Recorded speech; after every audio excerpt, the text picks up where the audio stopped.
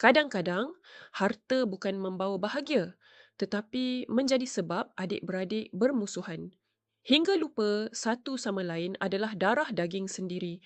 Inilah kisah sebuah keluarga. 6 beradik.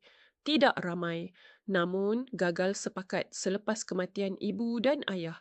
Ibu meninggal dunia terlebih dahulu. Rumah dan tanah atas nama ibu, tetapi ayahlah yang membelinya. Kerana mahu menjaga hati ayah, mereka tidak berbincang tentang harta. Hari bertukar bulan, bulan bertukar tahun.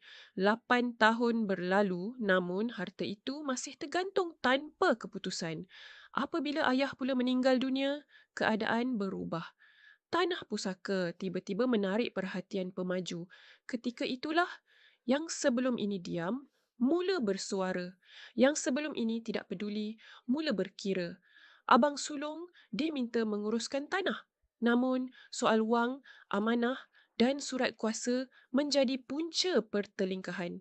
Ada yang setuju, ada yang membantah, ada yang menuduh.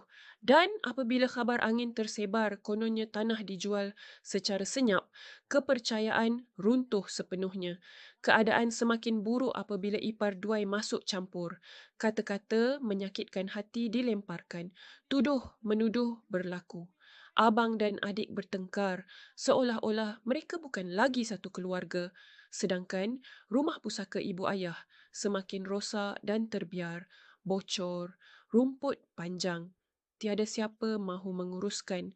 Ada yang lebih rela melihat rumah itu hancur daripada membenarkan adik sendiri menjaganya.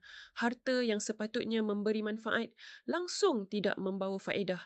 Yang tinggal hanyalah syak wasangka, tamak dan perpecahan. Inilah akibatnya apabila harta tidak dirancang semasa hidup.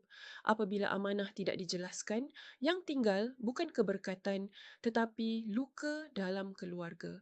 Ambillah iktibar, rancanglah harta anda dengan hikmah agar selepas kita tiada, yang tinggal hanyalah kasih sayang, bukan perbalahan.